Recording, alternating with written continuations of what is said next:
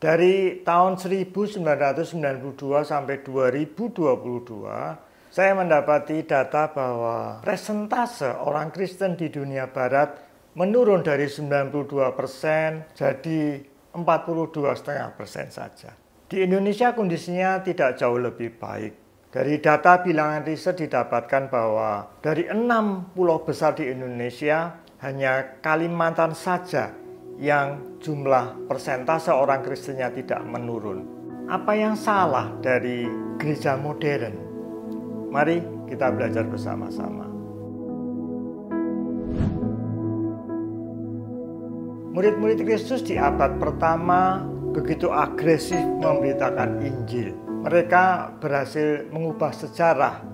Pada tahun 380 Masehi, Roma menjadi negara Kristen yang pertama. Lalu kenapa gereja-gereja modern tidak bisa seperti murid-murid pada abad pertama? Ada satu hal yang saya dapati, ini pendapat pribadi ya, belum tentu 100% benar, tapi bisa menjadi pertimbangan buat kita hamba-hamba Tuhan. Gereja modern punya format persekutuan seperti teater. Jadi tempat duduknya semuanya menghadap ke depan, dan di depan ada mimbar, tempat pemimpin pujian, singer, kemudian pemain musik, dan pembicara tampil. Gedung gereja bentuk teater ini dulu tidak ada di sana. Ini ada setelah Roma menjadi negara Kristen.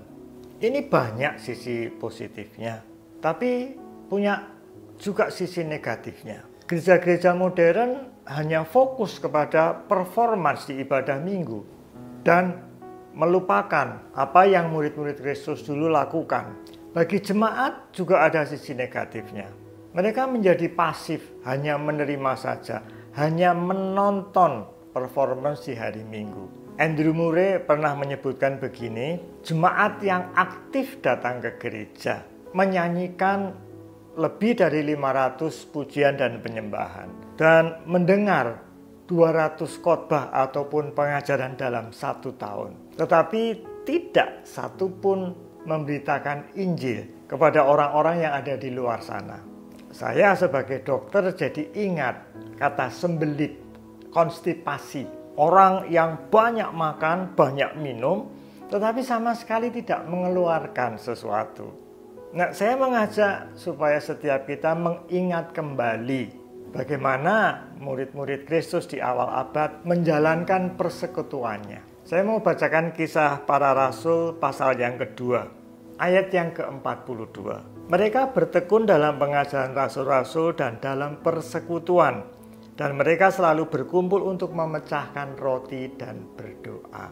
Nah, kalau saudara sudah menonton film Last Supper, kita bisa lihat bagaimana jemaat mula-mula itu berkumpul dan bersekutu. Jemaat mula-mula ini berkumpul di rumah-rumah. Mereka bersekutu sambil menikmati hidangan yang ada. Seperti yang ditampilkan ketika Yesus mengadakan perjamuan di malam terakhir. Ini memang menjadi tradisi atau budaya orang-orang Yahudi pada waktu itu. Meja yang berbentuk U ini disebut sebagai triclinium table. Kalau model persekutuannya seperti ini, tentu mereka tidak hanya mendengar satu arah saja. Mereka akan berdiskusi, mereka akan sharing tentang pengalaman mereka dalam kehidupan sehari-hari. Saya lanjutkan ayat yang ke-46. Di sini dikatakan bahwa mereka bertekun dan dengan sehati mereka berkumpul tiap-tiap hari dalam bait Allah. Kemudian mereka memecahkan roti di rumah masing-masing secara bergilir dan makan bersama-sama dengan gembira dan tulus hati. Jadi yang mereka lakukan adalah seperti kalau zaman sekarang, ibadah di rumah-rumah itu seperti komsel, family altar atau kelompok kecil begitu.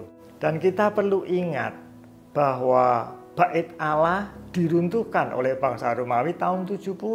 Jadi dari tahun 70 sampai tahun 380, selama 300 tahun lebih, persekutuan di rumah-rumah inilah yang menjadi kunci dari multiplikasi jemaat mula-mula.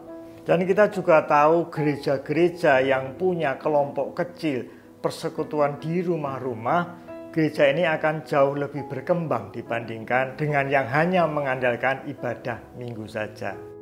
Bapak dan ibu mertua saya bertobat juga melalui persekutuan di rumah-rumah.